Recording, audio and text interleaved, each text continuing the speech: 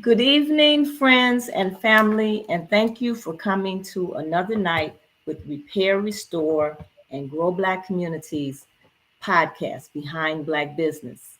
And we have another very important guest in our community, Fred Carter from the Black Oaks Center in Pembroke. And Fred, I want to thank you for taking time out of your very busy schedule to be with us tonight. Thank you for the opportunity. Absolutely, absolutely. And as you know, Repair, Restore, and Grow Black Communities, we are a nonprofit organization, and we came together to put some action as far as making a difference in our communities.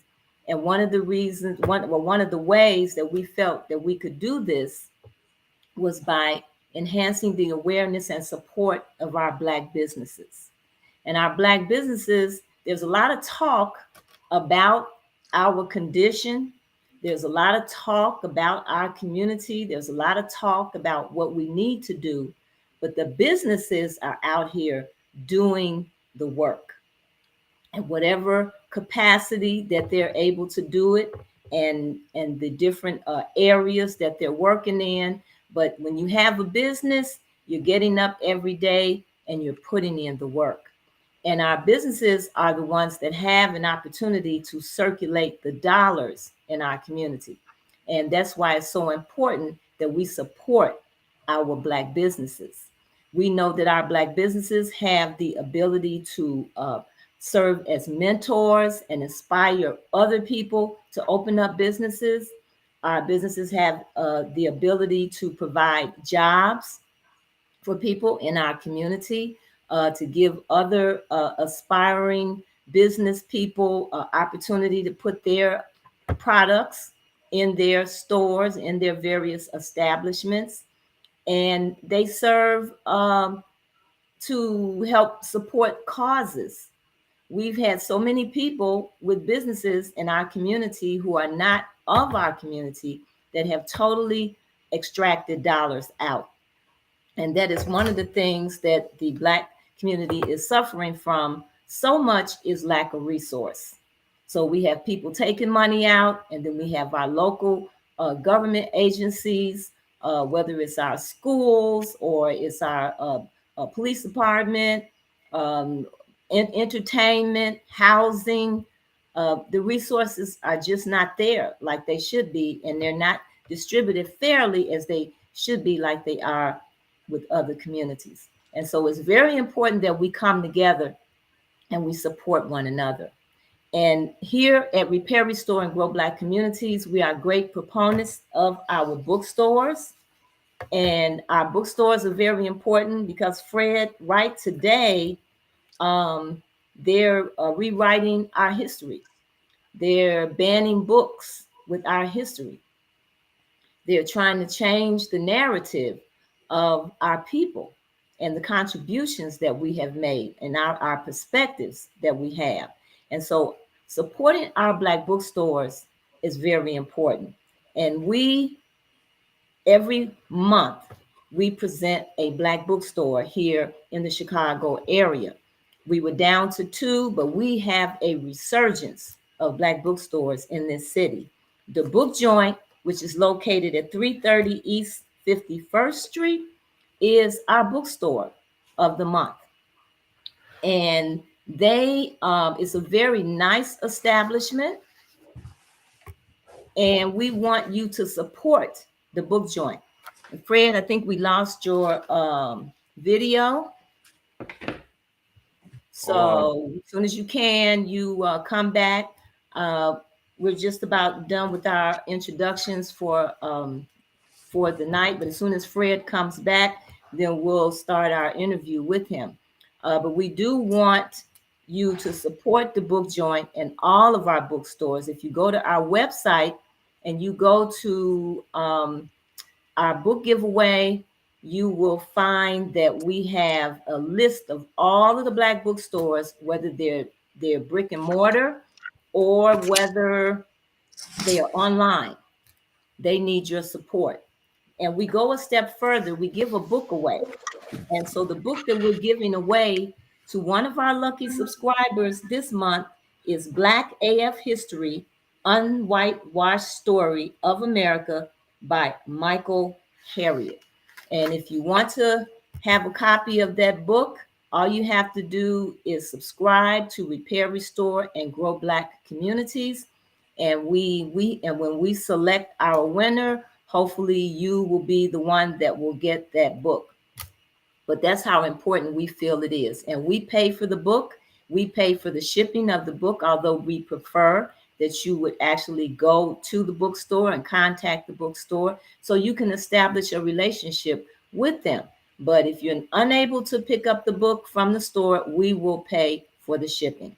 And finally, the Southside Community Federal Credit Union, which is a Black-owned financial institution that has been in our community for over 20 years and serving our community, providing loans and financial literacy classes and other banking services to the South Side of Chicago. And we want you to go to the Southside Community Federal Credit Union and open up an account. This is how banks are able to thrive, by you creating accounts at that bank. So please support the Southside Community Federal Credit Union.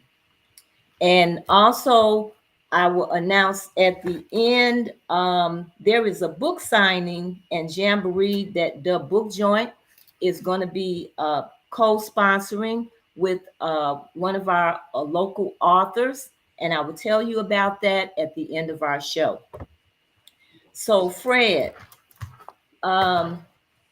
you're in Pembroke, the Black Oak Center. And I know a lot of people know about Pembroke, and some people have heard about Pembroke, but they're not really familiar with the history of the Black Oak Center and that whole Pembroke community. And I would like to tonight give some background information about Pembroke and then about the history of the Black Oak Center. And if you can move over a little bit, Fred, we have half of, there you Yeah, go. yeah, There so you go. Okay, now we can see you. We can see should I all. move the camera? You're Or what? fine. The camera is fine. Just Okay. needed you to move over a little bit. Okay, that's great. That's great. So, Fred, you and Dr. Ifunza Wright, um, I will say this. I remember when Dr. Wright and yourself made the commitment and you made a decision. She left her medical practice to go out to Pembroke, and you all established the Black Oak Center out there. So that is why I want to get some history here on not only Pembroke, but also on the Black Oak Center and how you came about. So I'm going to let you take it from here. That's a that's a that was a what can I say? It was in the space of a commitment that we made when we first got married. Our marriage commitment and vows was to be a clearing for abundance, joy, love, and support for ourselves, our family, our community, and humanity. And also to create safe healing spaces. These were the conversations when I first met Doc, actually in Chicago. She lived in Baltimore at the time. She was practicing in Baltimore. But we made that vow, the commitment. So it started at the beginning. But there was an opportunity that emerged when one of my employees, we saw him on a satellite. We had a company at one time, we was a tier one for General Motors. And he was down here in Pembroke. Now, I didn't know anything about Pembroke, even though in the 60s, my uncle bought land here through the migration from the South. We sold a farm in the South. Um, and everybody in my family, basically, after Emmett Till was killed, who was my first cousin, we started leaving. We migrated out of Mississippi. And my uncle bought 5 acres out here in Pembroke. A lot of people migrated to Chicago from the South and other parts of the country, and they ended up coming back here in Pembroke and buying land and farming it. Even though this community here is the largest black agricultural community outside of the South. Actually, we're only 2 miles smaller than the city of Chicago, with 52 square miles of land, just 60 miles south of Chicago. And I didn't know anything about the area. And the guy convinced me to come down here to a Garvey festival. And when I came here to the Garvey festival, I was completely blown away. I mean, I had to give my hands up. I've never seen black people like this out of the South. And I never saw a community where children was riding horses like people ride bikes.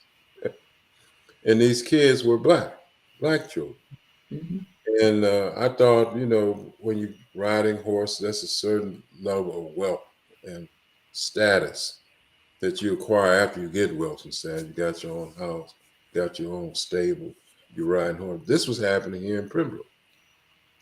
And I didn't know it at the time about the black rodeos, the black cowboys.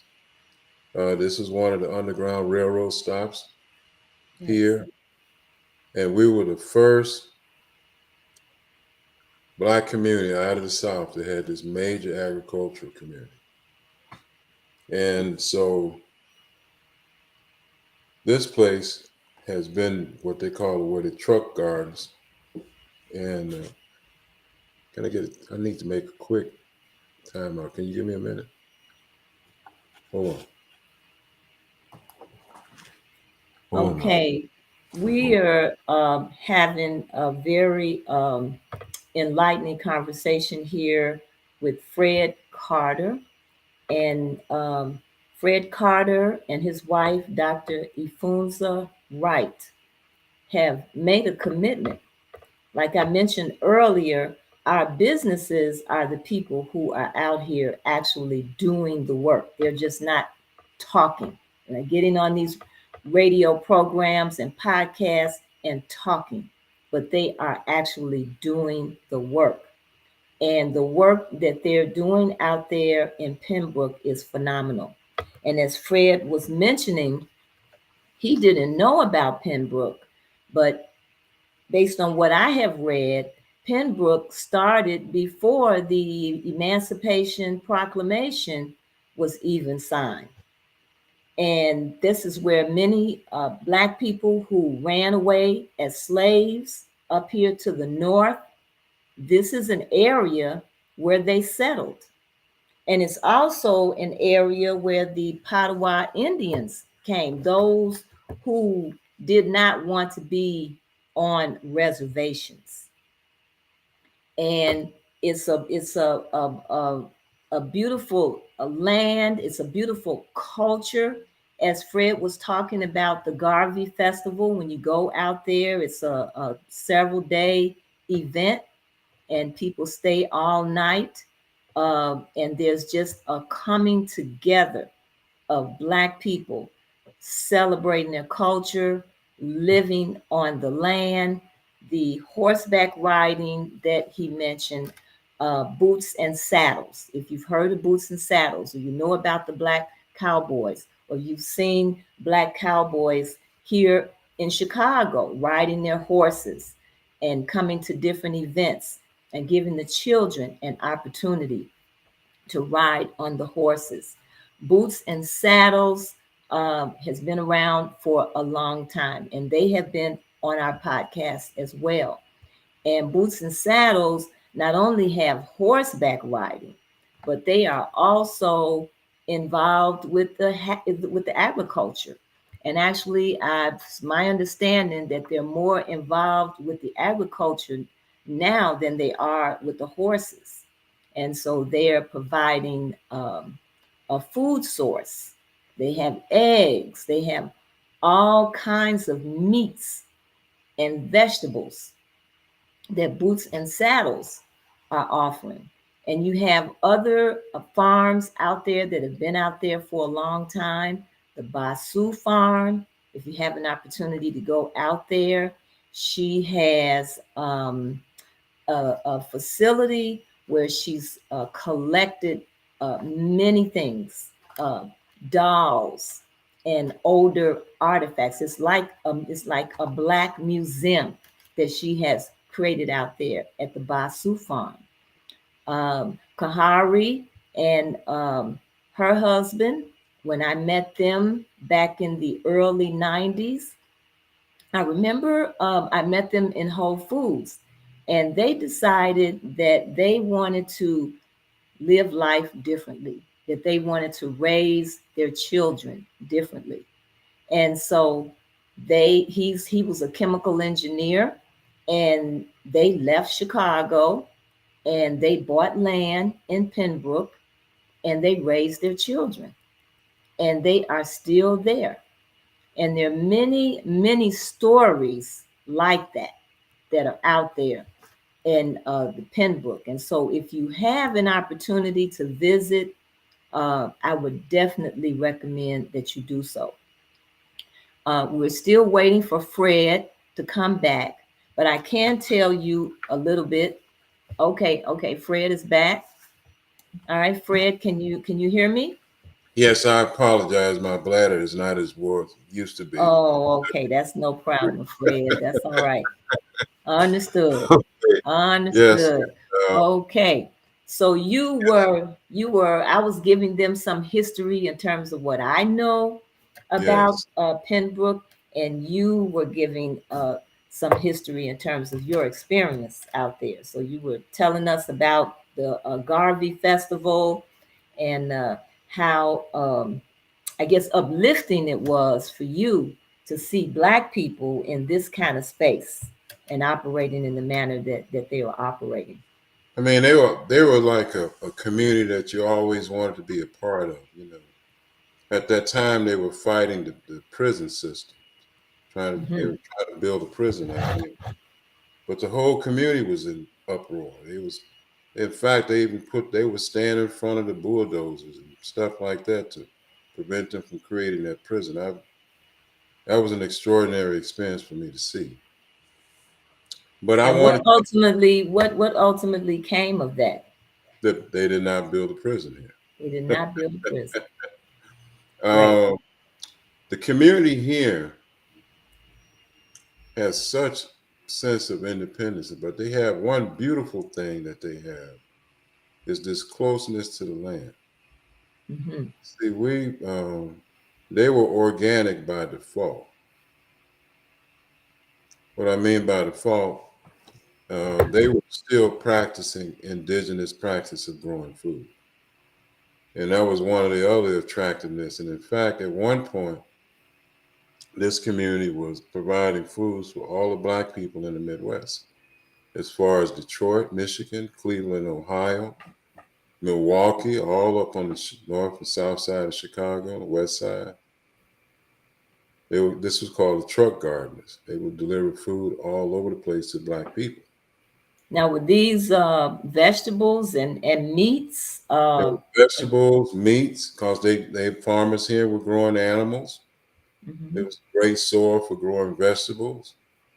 They had horses and goats and lambs and pigs and cows. Mm. That is unbelievable to think that Yeah, we had something like that here, right? Just that just close to Chicago. that close to Chicago. It felt like I was in Mississippi. Just Hmm. an hour drive from Chicago. At the time, we was living in Beverly. And we were in Beverly for like 15 years. Then one day, after buying the land, when Obama got in office, we decided it was time for us to get off the fence. Actually, Black Oaks was really started. We went to a convention in Yellow Springs, Ohio. They was talking about what we're experiencing right now. It was at the Antioch College, and it was talking about peak oil, peak resources, and climate change, things we never thought about when I was coming up. And they said one in 2006, they had a conference every year. We were the only two black people in the conference at the time, other than my son. They forgot we were in the room. And they was having conversations about who was not going to survive. And you know who that group was not going to survive, and that was black people. And Mm. what they were going to do was to go across the world and teach their people and communities not to fight, but they're starting to fight now over energy. You know, Ukraine is about an energy war. Israel and what they're doing to the Palestinians is about energy. It's not just spiritual Mm-hmm. or political or hatred only. It's about the oil that they discovered on the shores of Gaza and the natural gas. So it's about economics and also paranoia of the Jewish people in that area against any melanated people. So when they said that our community was not going to make it, me and my wife looked at each other and said, it's time for us to go home. We decided that we're going to make sure that our community knows what's emerging, how we should be able to respond to it and survive as we go through it, how we should consider these areas a possibility of growth and opportunity for our people. And the most important part around it, if the whites are controlling our plate, they control our health, they control our economy, because they control our health through our plate. And we forgot how to do that in mass. We ran away from it. My dad said, boy, you're doing everything that we ran away from, but I think you're smart Mm-hmm. now. You know, Okay. because the land is the basis of our healing. It's the basis of economic development. Agriculture is the central core of civilization. Without agriculture, without land, there is no civilization. There is no economy. Economy is based on the rate of extracting raw goods and material from the land and the oceans. And this is something that we've sort of gotten distracted from through our relationship with colonialism and the Europeans. They disrupted our relationship to the land. Just as sure as my family walked away basically from 2,000 acres in Mississippi from the disruption that we was experiencing as a family there. So the land was just 60 miles south of Chicago. And we said we'd like to be part of this community. This is the kind of community we like to be part of. And there was a fellow here, his name is Basu, which is part of, the Basu family. Right. I mentioned the Basu farm when you stepped away. So if it wasn't for Basu, I wouldn't be sitting here now. And I owe Basu so much because I think at the time I was weighing over 300 pounds and I was a tier one for General Motors. I was in so much pressure,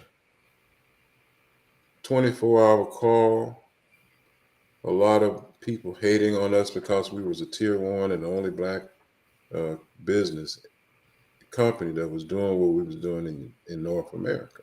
A lot of Mm-hmm. pressure. And when I came down here, looked like all that disappeared. I lost weight. I started noticing things that I forgot how to notice. You know, when you're in that intense environment, especially urban, and then calling yourself trying to be successful and accomplished, you give up something doing that too. A lot of time we give up our health and our families to achieve things that we can't take to the grave with us. Right. So I mean, it was an amazing experience for me. Then the other thing that occurred along the way was this consciousness about energy. Energy is one of those things that we're so unconscious about until it stops.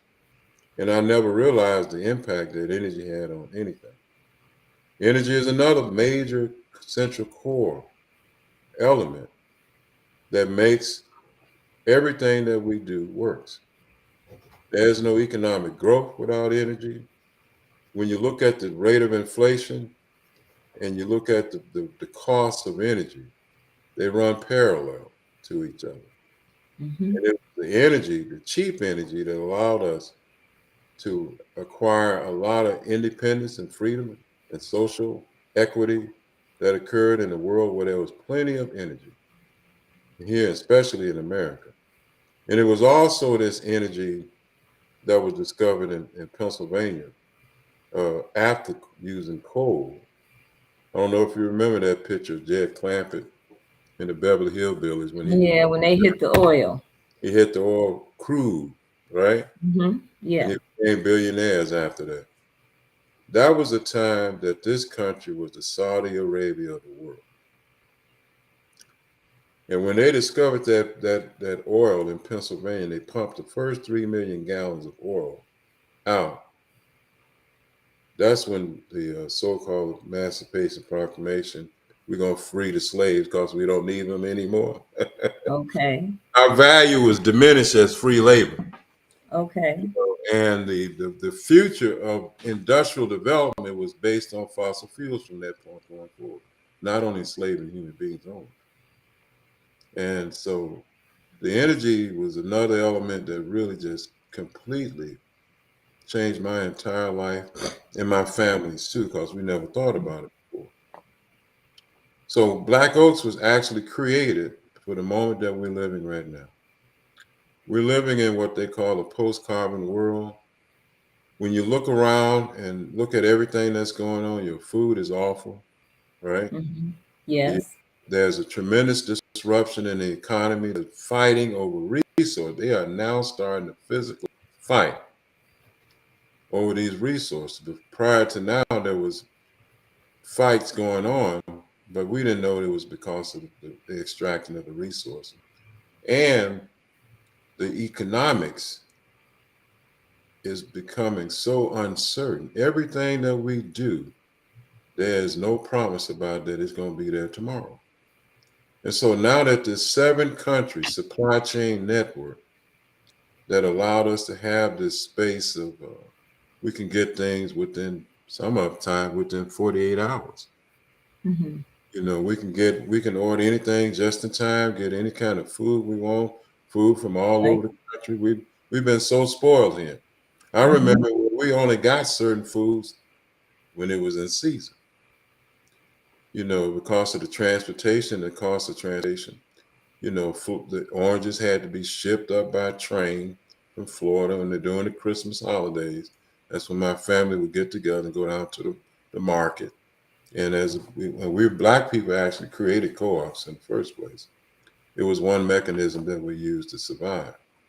So our family is already steeped in cooperative buying and living and sharing. That's what you learn living on a farm in the community. You share in the community. You break bread together, but you also grow that bread too.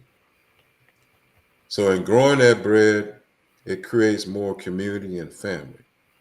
And when they took us off the land, they not only took us away from our families and more a sense of community and related and connectedness, they disrupt our relationship with the Creator. I mean, Absolutely. that might have been the most profound disruption because God is in the space of the land. That's the first contact with the universe is the soil. In the soil itself, you find elements and particles from the universe on the surface of this planet in the soils that we eat. Other than the soils that we're growing right now, the way we eat now is from non-biologically healthy soil, and they're coming from inorganic compounds put in the soil, and that's what we're really eating because they burn up the planet. That's why Black people need to be back connected to the land because we were the caretakers of the land. Our indigenous heritage is we should be on the land. We are land people. We're not brick people. We're not high-rise people. We may have built fabulous pyramids and all these, but we still was down in the soil. Fred, I have been out to Pembroke. Um, I remember working with Dr. Wright in clearing out her personal garden around her house. And, you know, a lot of people feel and experience, you know, when you're doing farming work, it is work, but it's something about working in the soil that is very grounding, that is very healing, that is very soothing Yeah. to the soul. And so, as you're talking, Fred, I can definitely adhere to what you're saying. There is a spiritual connection with the land. Right. Yeah, I mean, we are spiritual people, Absolutely. and when our children don't have that connectiveness to the soil, they become more violent, and we don't know why. And it's not because we have single parents and all them stories that they tell you. We are Earth people. So we're not in our real. We're not operating in our real element. We're not connected to the real. The Hmm. real is not a virtual screen like we're talking through right now. And the real is touching the ground. The real is finding yourself being conscious of the elements in the earth. This consciousness opened up so many depths of understanding about life. Even in the scripture, the first wise man in the first business was a farmer. The farmer had to understand the relationships, not only relationships with the soil, but with the stars too. And it's only in the relationship with land that we understand relationships. So we also learn practices of resiliency. We used to know those practices. How you think we got through slavery? We were closer to the land. We observed nature. We looked at the plants. All the stories of wisdom come from the relationship between plants and animals and human observation of them and posting them. Like, well, I never really got when somebody called you a weasel until I really met a real weasel. You know, the characteristics of a weasel, I didn't really understand. I mean, you was a weasel. What do you mean I'm a weasel? So I met a real weasel. And a weasel was somebody that was kind of slimy and slick. And you were watching, they'll figure out how to get past your devices of protecting your chickens and stuff like that. They're very intelligent, but they slick. They weasel into things, you know.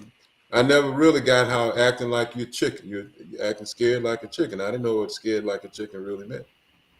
You know, even like a fox, shy like a fox. I observed those things. And all the things in nature informs us on how to be more in harmony with God. I didn't know we was going to talk about this, but in harmony with the Creator or creators. Absolutely. Yeah. And Absolutely. so, This is a beautiful conversation. As I mentioned earlier in my introduction, is that, you know, we are talking about so many things that are not getting us to the point of what we should be doing. You know, we're not in the doing state like we should be.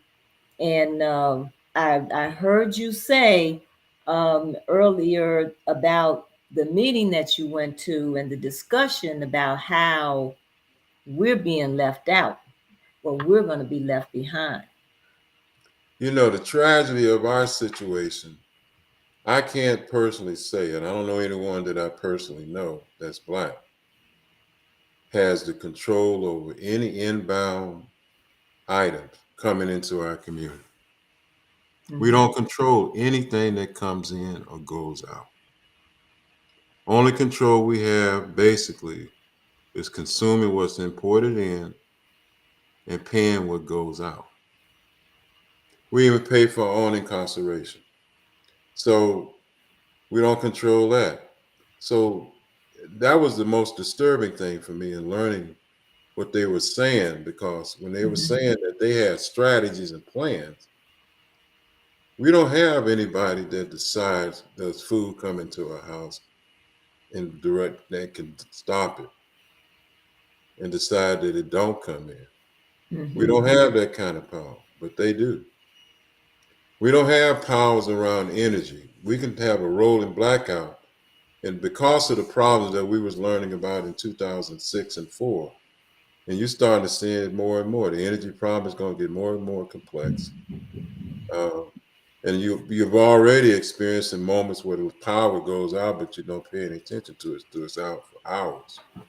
Mm-hmm. We have a lot of problems. And this is what they were talking about in 2004. And the government wasn't telling the public about the problems that was going to emerge because of this thing called economic growth and the extraction of raw materials are being extracted from things that don't that takes millions of years to replenish itself.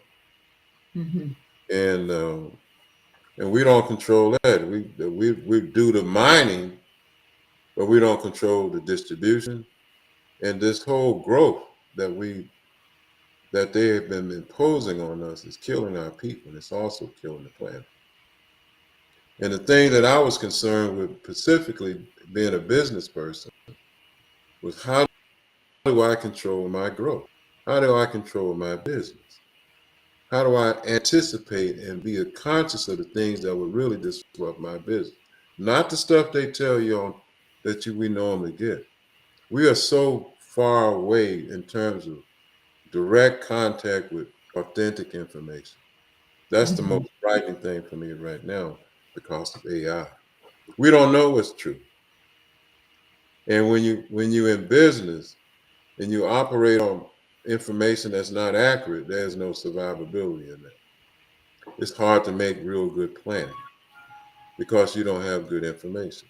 And now the information source that we're constantly getting, and with the impact and the emerging of the AI system, we need to really stop and pause and think about where we're going.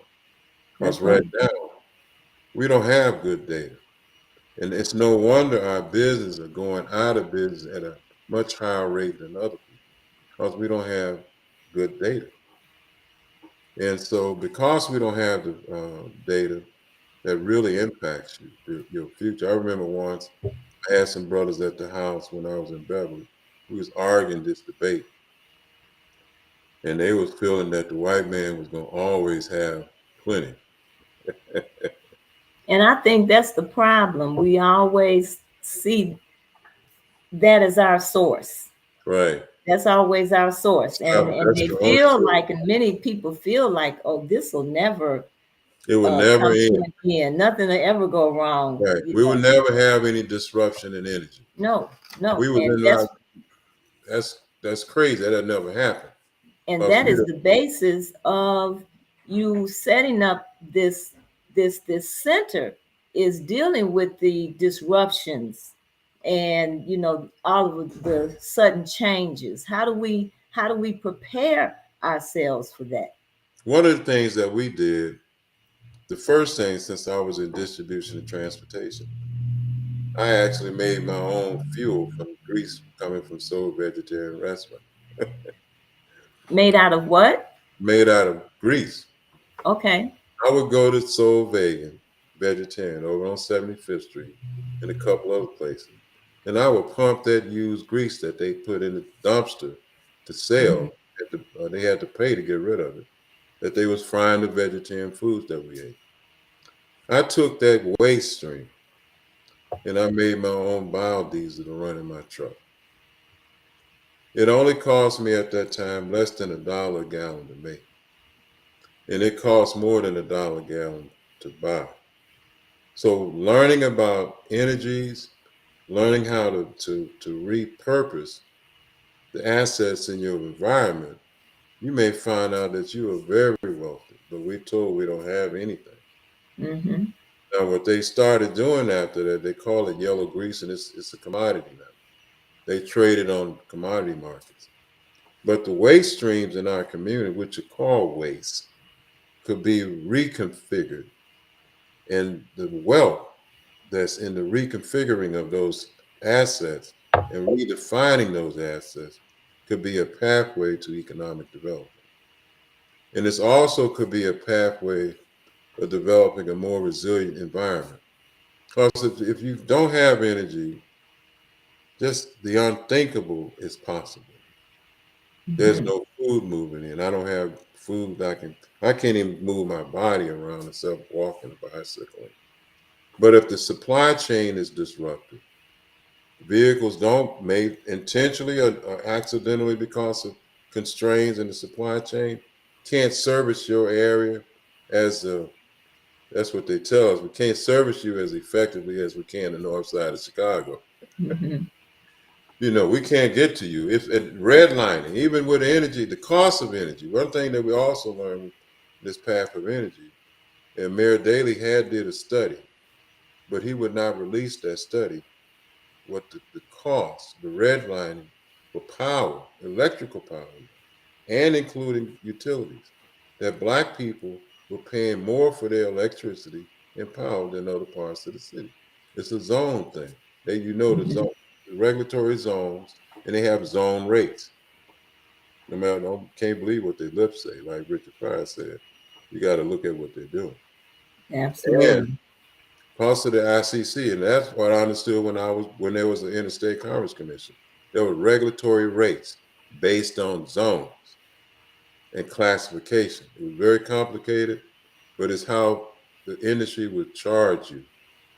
And they never did deregulated the utility companies. So they still operate on regulations and rates and tariffs. And our community is redlined without us even knowing it. Some of us assume it is, but we don't know the background on how they do it. And they say it's legal, right? Just like here in Pembroke, they put in the pipeline, but they created this special minority bill to increase the rate that they can charge for these poor people down here. That's what they said. We were so poor because we didn't have natural gas, and natural gas Mhm. is going to create economic development. I don't see where economic development happened in Harvey because they got natural gas. It's all throughout Chicago. Is there economic development going on in our community? No. No. And so that was just a model of positioning themselves to acquire special funds for disadvantaged people. And they have it in the energy market, they got it in the food. I've seen it in the food.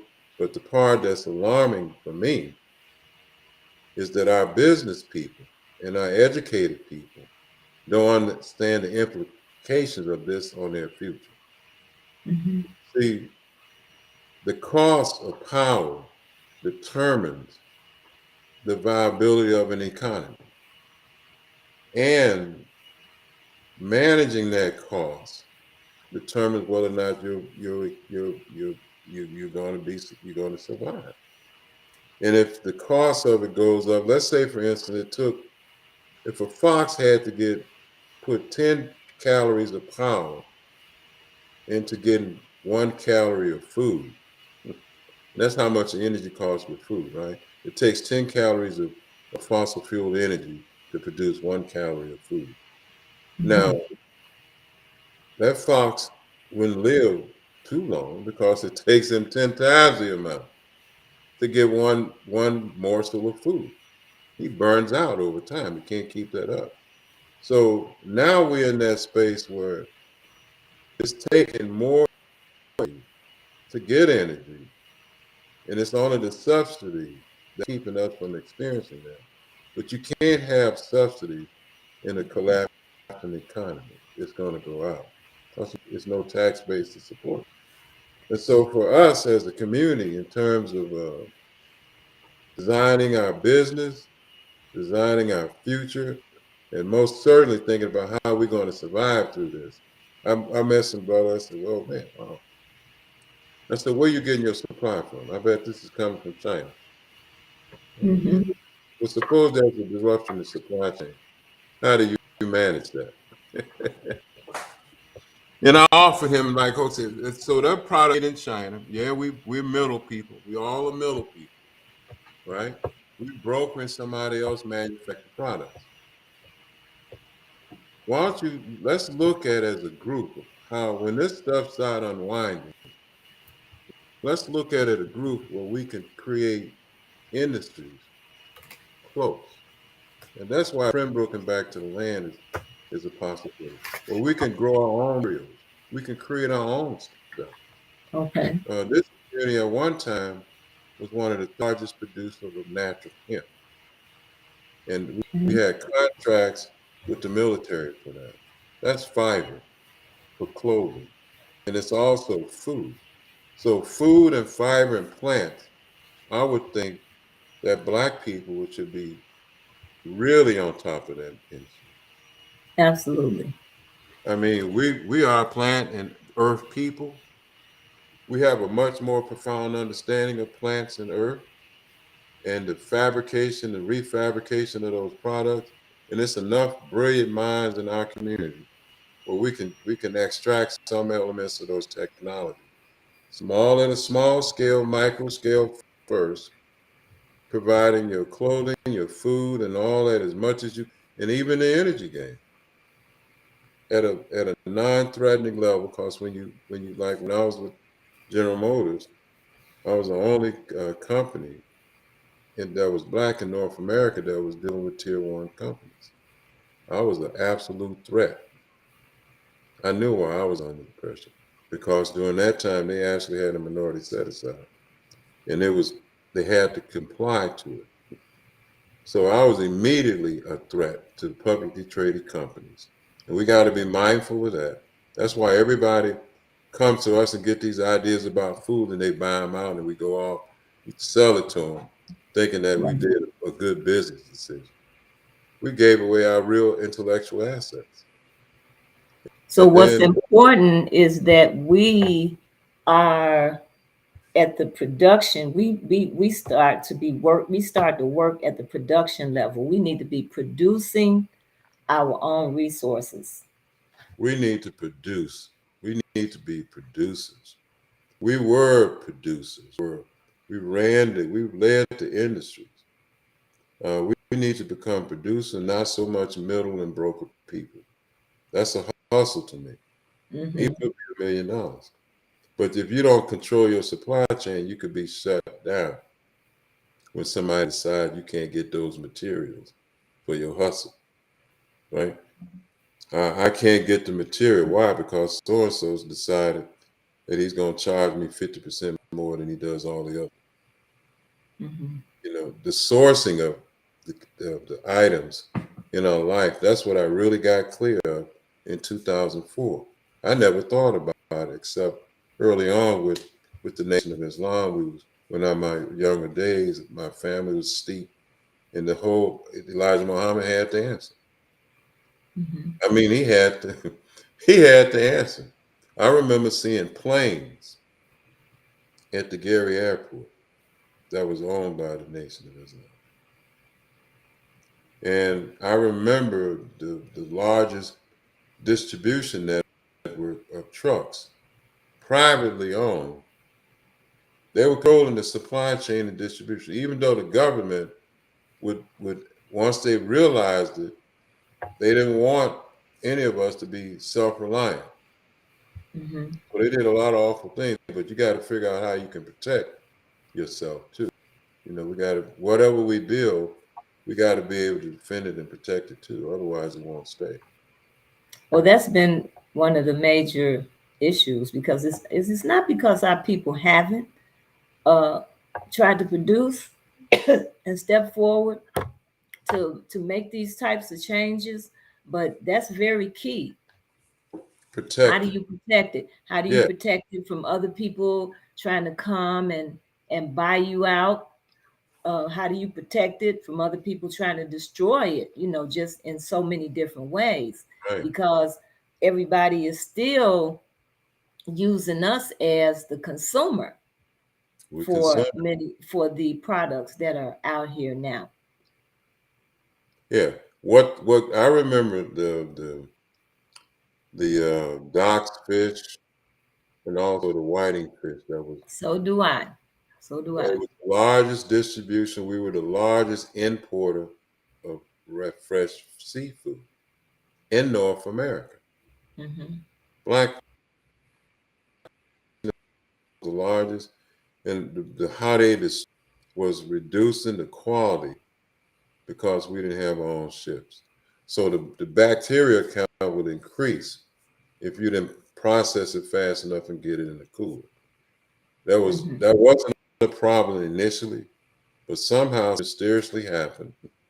They left the fish on the decks a little longer, and it took them longer to get into the refrigerated areas. And the bacteria count increased, and that also deteriorated the muscle tissues of the fish, and the quality went down. So that was an element in the supply chain that can Sure. impact your business. So being resilient means that you can control the maximum amount of the elements that makes your life works. When you outsource all that to somebody else, you outsource the power. It's like outsourcing your leg. Mm-hmm. Somebody else's leg is better than your leg. And that's why creating networks are so important, so that you're not out there by yourself and you have a Yeah. network of people that you can work with. So, um, tell us, what are some things that people can start to do? Because what you're doing out there at in Pembroke at the Black Oaks Center, I know you're addressing all of what you're talking about in so many ways and in so many levels. But what are some things that people can begin to do to address this issue of resiliency and sustaining our communities? I think the first step is to think about it. So that's to me, the first step is to consider the elements and not be afraid. Now, this may seem overwhelming. How do I control these things and what we tend to do is back away, right? And not put our intellectual brain together as a network. It's almost like the Unimind. I don't know. I was a comic book person. The Unimind is the collectedness of all the minds focusing on a problem. And we might not get 1,000 brains, but hell, if we have 20 brains focusing on a problem, we can find a way of getting around that challenge. Because we may look at it and find assets that we never thought was possible or didn't exist because we would pause long enough to look at the whole picture and come up with an approach to resolve that wicked. They call this wicked is a problem with whole system management. How to solve that problem. And you might not do it overnight, but you can identify it, and then within the group, this is what I love. Within the group, somebody got to go into that business. Mm-hmm. So somebody got to go in. We find a defective link in our supply chain. Somebody got to do that. So that's where the resiliency comes. Whether it was the raw materials that keeps your business going, we got to sell what they call endogenously everything that we can. That's what's going to happen here in this country. What's going to happen here in America because of the collapsing global system, which we live on and depend on, and they're trying to hold Humpty Dumpty together as long as they can. We need to look at all those elements like a nation would do as a Mm-hmm. community. A nation would have to be sovereign, right? A sovereign nation is, we got to be sovereign people. And I don't mean like so much we talk about it, a lot of it, being sovereign, but we don't really we talk about it. The talk is past talk. Yes, it is. Yes, it is. You know, having an intellectual stimulated ejaculation in your brain is not going to solve the problem. I mean, going to church is great. It's and that's wonderful, but it's not solving the problem of food. And the church has got a lot of land But what are they doing with it? Absolutely. Black churches got thousands and thousands of acres of land. But what are they doing with it? They're not feeding the people. And see, And there's so, one there is one church out here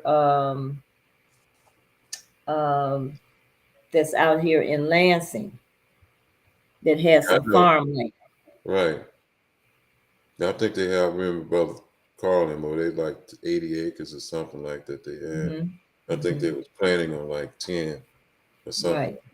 But they have been working on distributing food to people where Right. people can purchase food from the farmland, and so that's one area to look at is our churches because they do have a lot of land.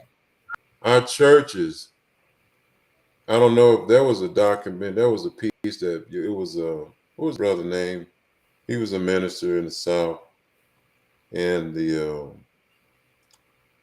was James Earl Jones was the character who was playing the role.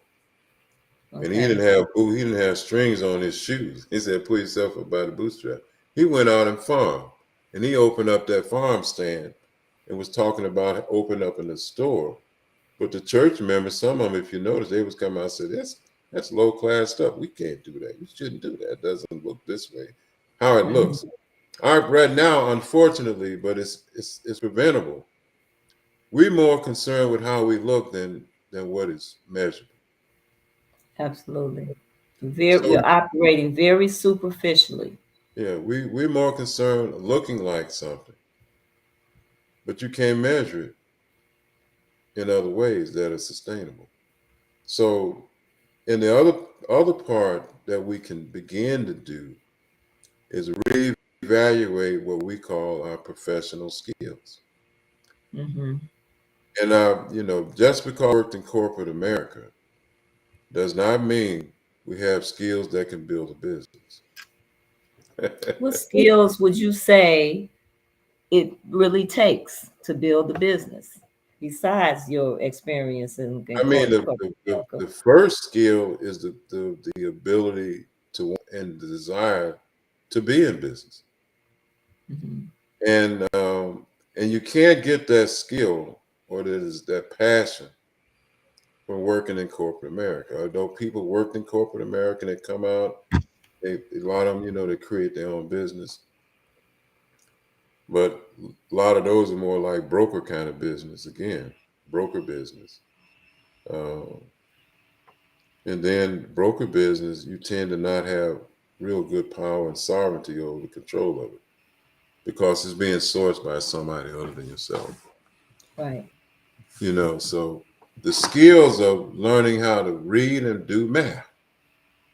You don't have to have a college degree to learn how to do a spreadsheet. I saw a man when I was coming up, there were brothers in Chicago who was multimillionaires. You couldn't tell the way they looked. I remember going to a conference in San Francisco, and there was a brother named Mr. Haskin. And all those three suitors, all polished, well educated, whatever, polished, younger brothers. This old brother had a hole in his t shirt, scratching his teeth, didn't even have a deodorant on. But he was making more money than everybody in the 75 small business people that was in the room. So what did he, Why what was that? he was a tier one for General Motors. He Hmm. was doing over $3 million just with GM alone. Mr. Haskin, I mean, that was such a shock to me. That's what I mean. The reality, what looks real and what's not real, what's real. So, what was it about him that you think that he was being so successful over other people? He didn't know that he couldn't be successful. So the Nation of Islam built something and they didn't know that they couldn't do it until people told them later after they did it, they shouldn't have done Okay. it. That's where the professionalism came in and said that's not the proper way to do it.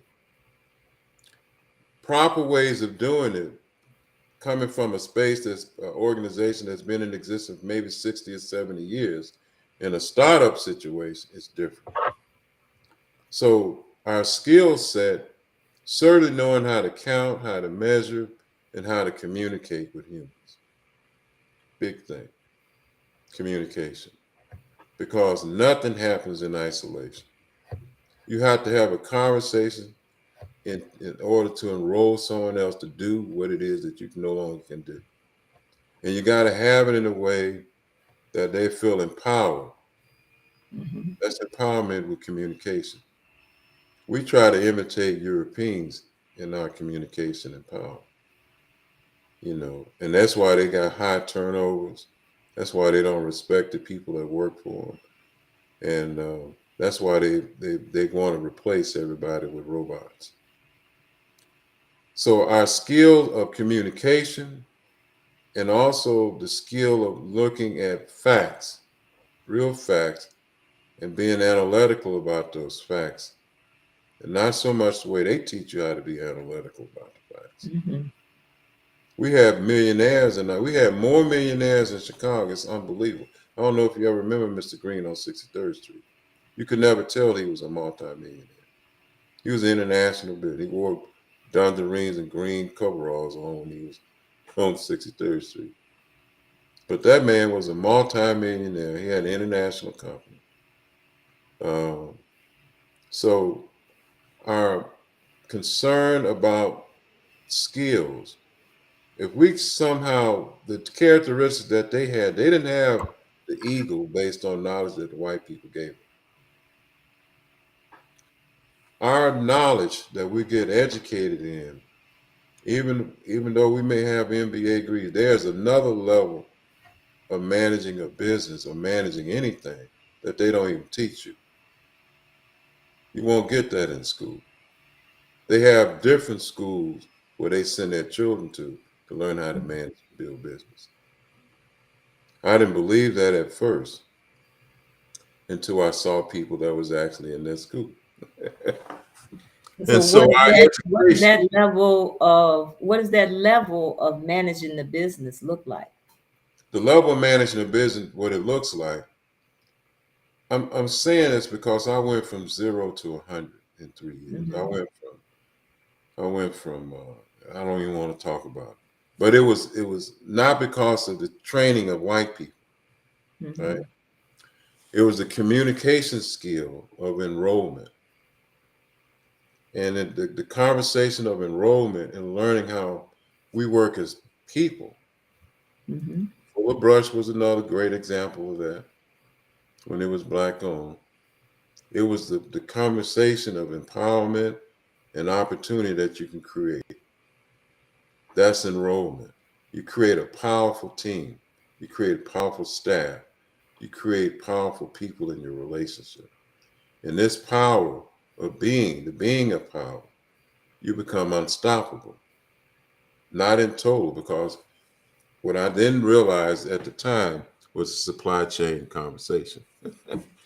Somebody walked up to me and said, "Boy, you too big for your britches."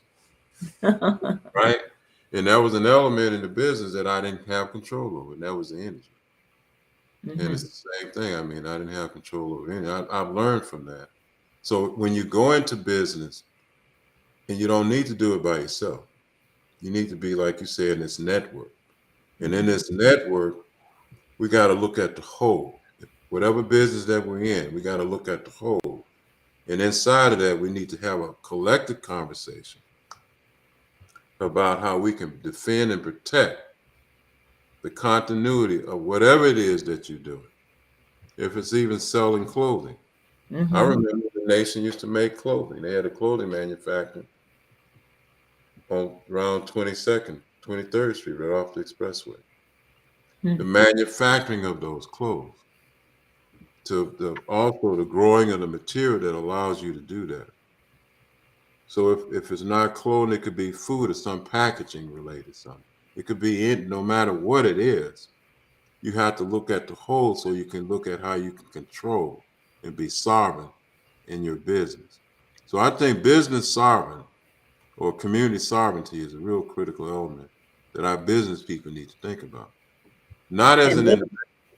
and basically what you're saying is, what we need is in us. It's We there. got it. We are, it's there. You And got it. You got it.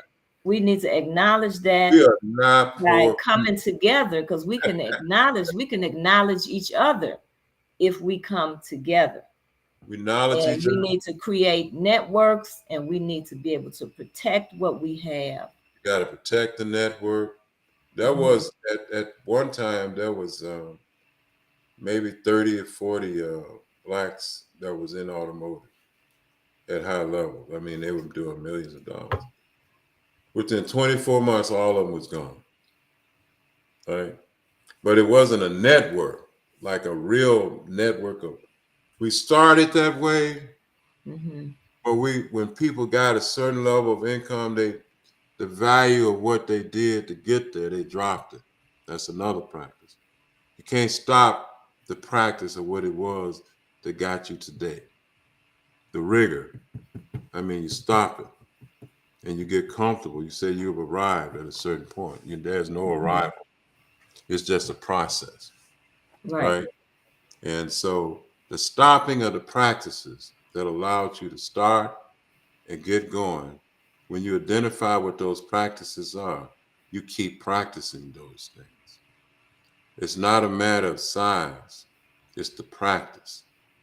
And in this practice, we would also integrate into the practice of protecting that thing. Okay? And so, and also I would suggest not self-centered management style, right? If my business is based on only my self-expression and it doesn't have a long-term viability for something beyond myself, Mhm. then that's an ego-driven business, right? And in business, in life, things ebb and flow. And if you're driven by your ego in your business, you won't survive because you're going to experience ebb and flow. And that's just an element of resiliency. Being resilient in management style, non-legal, non what I call it, non-ego management. Management Okay. that's not based on the ego. It's a functional way of being, and when you're dealing with functional things, you make sure functionally that you have the necessary resource to make what it is your enterprise work, not ego function. Well, family, we have gone past the top of the hour, Fred, because this has been a I'm sorry. very enlightening and teaching of information. Because as I said earlier, there are things that we've got to get busy. We And there got are it. things that we need to be doing, and we need to know and understand what we're doing and how to best do what we're doing.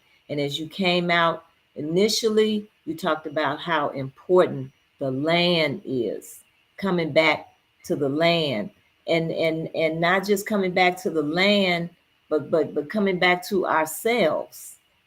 Yeah, We're so busy looking at everybody else and watching what everybody else is doing and trying to do what everybody else is doing and trying to have what everybody else have. And we're losing a sense of who we really are. And it's showing. It's showing in our behavior. It's showing in how our communities look, and how the condition that our families are in. And you and Dr. Wright, you stepped out, and once you stepped out and did what you needed to do, the information came. yeah. The enlightenment was there. And so I'd like to take a few more minutes here before I let you go, to let us know about Black Oaks Farm and what you're doing and how we can support what you're doing, and how Black Oaks is actually, doing all of what you're talking about as far as Right. building a sustainable community. But how can we support you? The one thing, the support, we're looking at the community elements. Black Oaks is just a portal for Black people. And we're non for profit. But we just got an award for over $1 million for food into the Black community in Chicago. And Okay. so, I mean, it's a great opportunity. And what we want to be able to do is to leverage our assets that we do to create a local food system. A local food system that's a prairie urban system.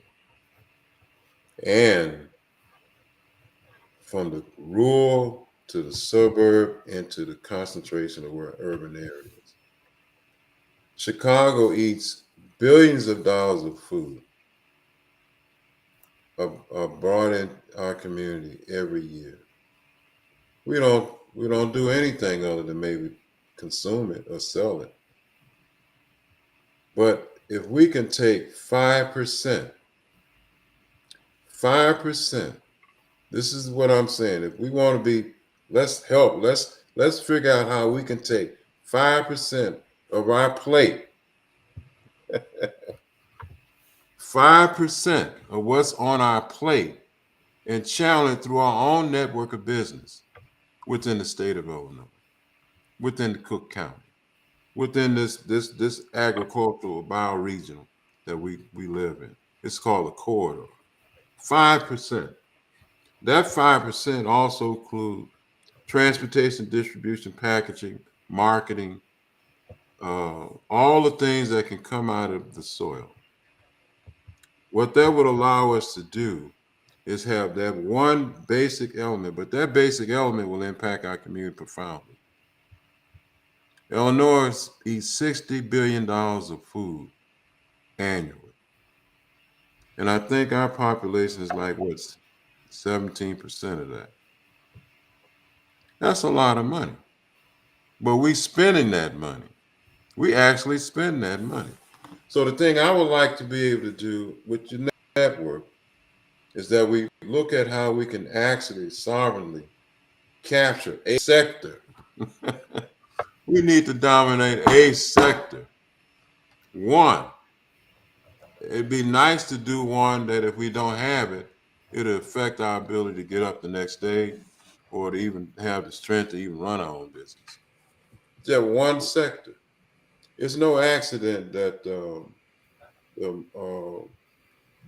Microsoft founder has bought almost 100,000 acres in the state of Illinois. Mm-hmm. Warren Buffett has bought a lot of acreage. T-Bone Pickens. Everybody's buying farmland. Mm-hmm. Why is the billionaires buying farmland? Because the future of the industry is coming from the land, not the brick. The brick is a game with the financial institution that we don't even control. But the land and the items that come from that land, and I know this is an uncomfortable thing because we say we don't know how, we don't even, like my daddy said, boy, that stuff we all ran away from. But it's one fundamental element that we need to look at things that we can actually control and keep, and especially things that are so critical. Very critical eating. I know I like to eat. Mm-hmm. And I know from the plate, it impacts my health. If my health isn't clear, I'm not doing effective business management, no matter what I tell myself. I may tell myself anything, but the reality will show up. So I would like to see us we want to create a think tank around how to recapture and control these elements in our community. No joke. Because in 2004, when they start dismantling this thing, because we're on the last link of the chain, the supply chain. We're on the end. Black communities is the last link. And that last link on the chain, when you pop it, it's experiencing the most disruption. So we need to look as a group, and it's not really that difficult. We honestly have conversation, not based on our egos, but a conversation of survival and resiliency. Even if it's just 5 or 10% of us, 5 or 10%, would have a major impact on the safety in the communities that we all live in. Mm-hmm. Katrina was one thing, but the virus was another indicator that we need to do this like yesterday. Absolutely. They're not finished with that. So that's what I would like people, if we could sit down, even have a summit, maybe we ought to do a summit, a think Okay. tank. I mean, an honest coming home to Jesus and just coming home and just being really non-ego in our communication, because goddamn, we got to survive too. That's right. Yeah, our business people, whatever business it is, it should be able. The wealth should be circular. We need to be more circular in how we look at what we're doing, because without being circular, that means it's extractive. We That's right. come in here, we extract like whites, and we go out. It got That's to be right. circular because we live with each other. We live together. We're in the That's right. same communities. It got to be circular. And we have to start looking at this seriously, no matter how uncomfortable the conversation may be or the sense of being disempowered.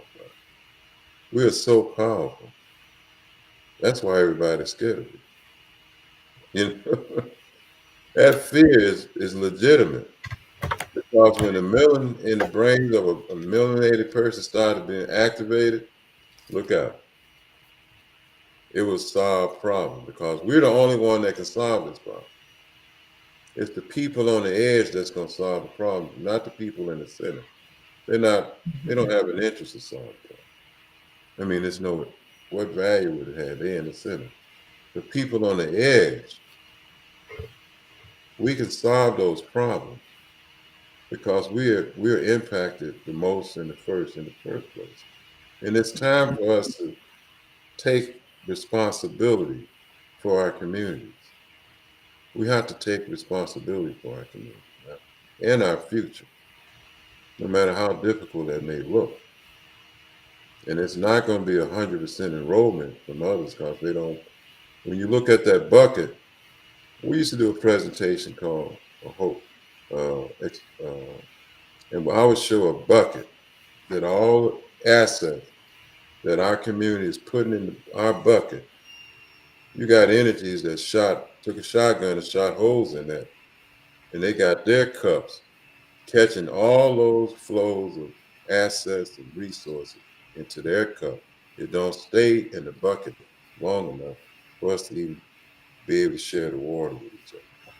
So we need to close the hole in the bucket. Let's close the hole. Let's close it off. But we can do that, and we can do it in a way that is realizable. Mm-hmm. Fact is, I don't see you having much choice. Everybody think they got another option. Give it Oh 20. my goodness. So what's going to be happening at Black Oak Center coming up? Black Oak Centers, what we're doing is trying to do this, create these curriculums where the conversation that I'm having with you, people can be trained in it. How do you Mm-hmm. help people become more resilient? It's not so much the mechanics of a business, but it's also the internal way of being. You can we shoot our own self in the foot. How do you learn how to identify what stops you? And uh, and that's what we're saying we discovered in a relationship to the land. There's something Okay. powerful about the relationship to the land. And that's what we're doing. We're creating a curriculum where people can learn how to be resilient, even in how to interpret your business in a way that you see assets that you not thought that was there or even powerful possible. Okay. And it's extraordinary wisdom that comes from being on the land. The land will teach you the power of integrated management. So how can people get in touch with you? Well, they can send an email or they can just check the website. We got a blog that we're doing once a month. That's Okay. be an educational format. We're going to be talking about this on the blog. And also then we're looking at how to get people on the land or even to invest in the future purchasing of land. Okay. And as a group, we're looking at Okay. creating a Black agricultural trust. Okay. That's something we're looking at how to create that structure where, regardless of what others may or may not do, we have land in a trust that will be perpetual to feed our people. Okay, and then also uh, we're doing it here. We're also building a 20,000 square foot facility, which we got an award to do out here in Pembroke. We got 40 acres down the street. The agrivoltaic, agricultural and energy is the wave of the future. We need to be in this. Okay. Agricultural and energy, they call it agrivoltaic. And also, we need to look at how we can create these microgrids, mini grids. We talked about this in 2006 at Betty Shabazz, but I think it was premature. But right now, I think people in our community has a listening for it. Not so much for the monetary part. Monetary, there are things that, even though it's not monetary possible in some ways, in a quick sense, like flipping real estate and things like that, that's a quick turn. But we got to think about the long-term viability of our spaces. We got to start thinking long, beyond our own self. Well, it And that, sounds like we have a lot of work to do, and it sounds like you have a plan that is definitely worthy of addressing and being a part of. And your website is Black Oaks Center dot dot org, org. right. Black Oaks Center Black dot Oaks org. Center.org. You can see the programs and you can sign up for some of the programs. You can sign up, but we want to be able to create this unimind. Mm-hmm.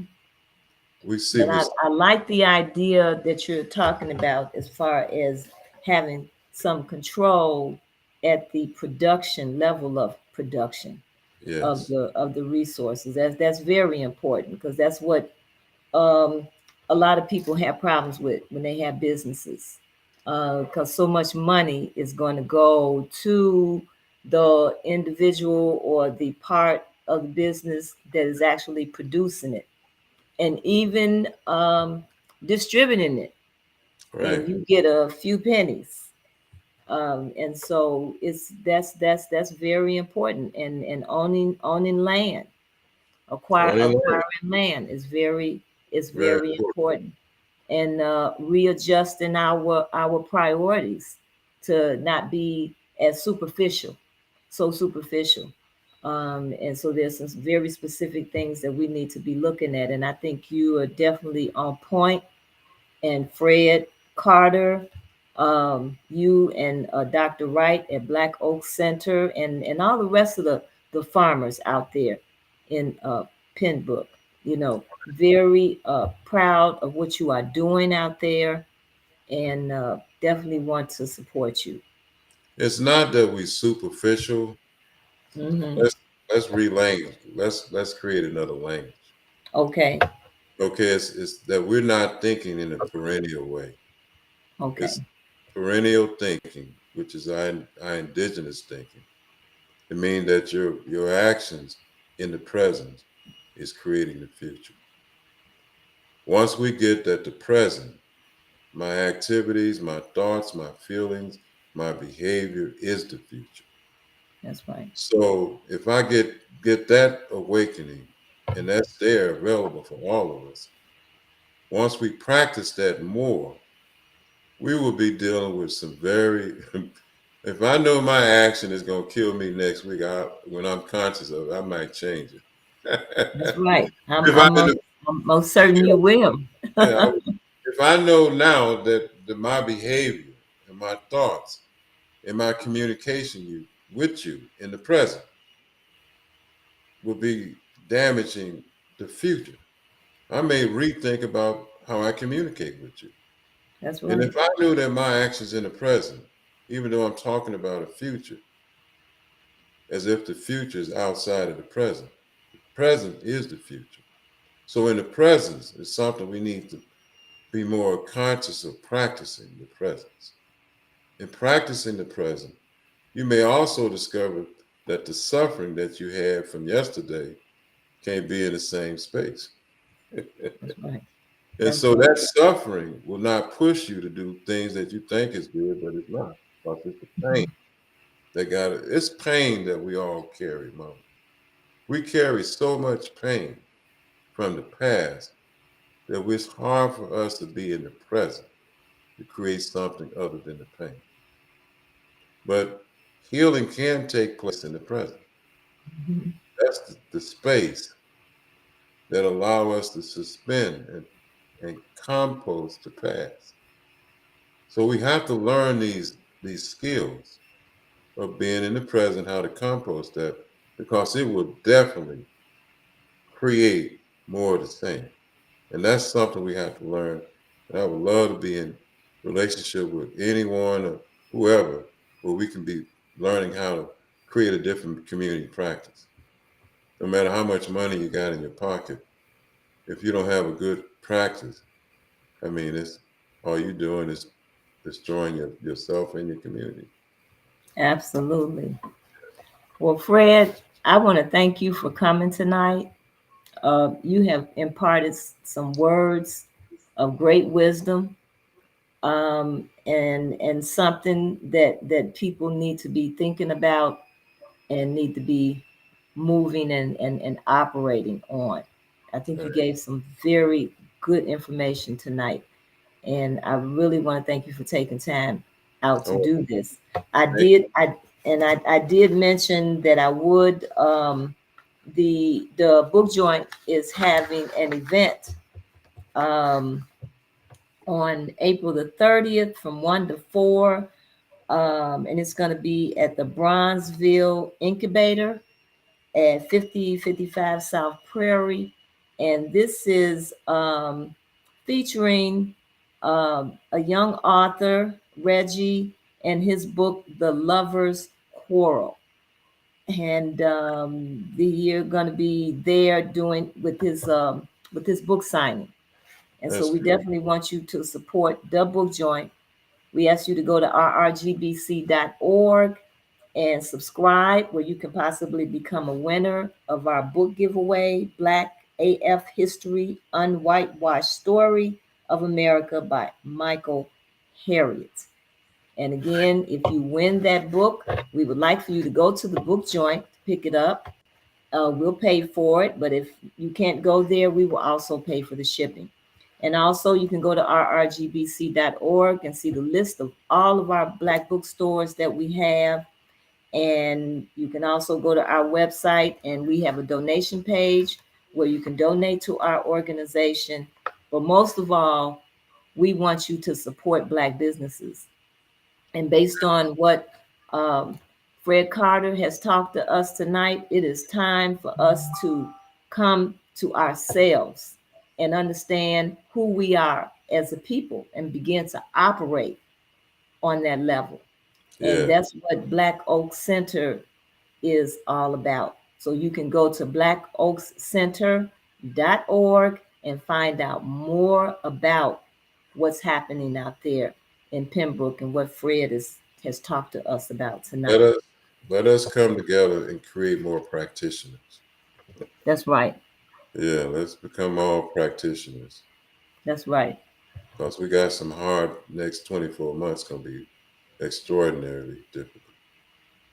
That's And right. And we're going through some changes right now, it's and we definitely need to be doing more than just what we're doing out here, talking about our problems and arguing over who's going to be the president, and and all of that. There are some very pertinent things that are going on right in front of our face, and some behind the scenes. A lot of what's going on, and we're not aware. right. And so we have a lot of work to do.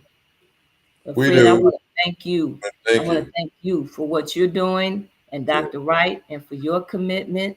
And I will be in touch to see what's happening out there, and definitely looking forward to the distribution of foods that are going to be coming Right. We this can way. talk more about that in depth because we need more people to buy food from. Okay. And we All right. would like for these people to be melanated people as much as we can. And Okay. even urban garden, anybody in the city that's growing, we'll buy the food, uh, add it into the network, and the prices are off chain because it's like a subsidy program. And it's the Okay. purpose of it is to build a local food system. Okay. That's the purpose to increase the viability of local supply chains, and we need to be a part of the supply chain. So thank you, Mama, for the opportunity. And as we say here, peace and love in the garden. Absolutely. Yes. All right. So you Oh, have a good night. thank you.